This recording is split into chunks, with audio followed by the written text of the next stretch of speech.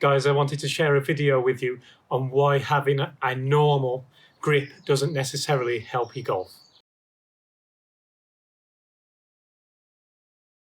So the question is, are you gripping the club in a way that's going to help you square the club face and hit functional shots? There isn't a set way you should grip the club, but there are ways in which you can hold the club that match up with wrist angles that can help you deliver the club consistently. So should we take a look? Okay, so when holding the grip, what ways can you hold it? So you've got strong, weak and neutral. So the strong grip would be when your hands are rotated round the grip towards your trail side. So you'll see thumbs round to the right side of the grip for a right-handed golfer, and everything is kind of rotated round that way. So for the weak grip, that's going to be when your hands are rotated round towards the target, and you'll see kind of round to the, for a right-handed golfer, round towards the left side of the grip. And then for a neutral grip, we've got the ones where kind of your hands and your thumbs point down the grip and kind of towards the center of your body. So it's not only grip that affects the club face at impact, it's also your wrist angles. So there's 3 different wrist positions that are going to affect, based on your grip, are going to affect how you deliver it. So the first one is what I call a bowed wrist at the top with your lead wrist. So for me, I'm a right-handed golfer, so my left wrist. So that's a bowed wrist. And then we've got cupped wrist, and then we've got neutral position. So why does wrist angle matter? Wrist angle has a huge influence on the club face, regardless of whether you hold it strong, weak or neutral. So I'm just going to demonstrate from a neutral grip. So I've got a neutral wrist here, and you can see the club face is square. So if I bow my wrist, you'll see I've bowed the wrist, you can see how the club face now is down towards the ground.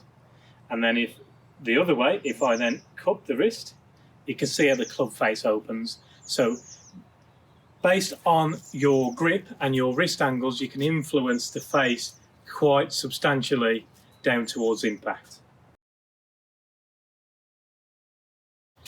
So what wrist and grip matchups can work for you? So if you've got a strong grip, like we said before, and the hands are round to your trail side, you'll see when you set up and you get the club face square, you can see you've already got a cupping in the wrist. So that's with the club face square. So if you then with a strong grip come down and you bow the wrist, you can see how really shut the club face gets on the way down. So for you with a strong grip, it's best to match that up with cupping in the wrist to keep that club face square. So again, if you've got a weak grip where everything is turned round towards the target for a right-handed golfer around the left side of the grip, if you've got that cupping in the wrist coming down, you can see how the club face gets way open. So the best matchup for you to get the club face square is to actually bow the wrist more. You can see how I've got the bone in the wrist with the weak grip, and that's squared the club face. And then if you've got a very neutral grip and a very neutral wrist position at the top, that's going to keep that club face square, but any manipulation in the wrists is going to cause the club face to be offline at impact.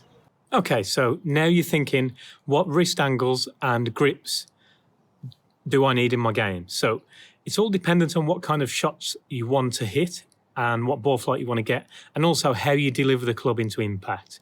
But if you can match up the grip with the certain wrist angles to keep the club face square, then you're halfway there to controlling your shots and hitting your desired pattern.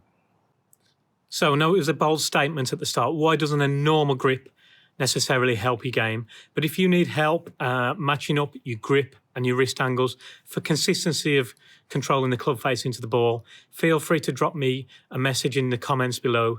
Other than that, check out my other videos. Hope they help, and don't forget to subscribe on the logo for more.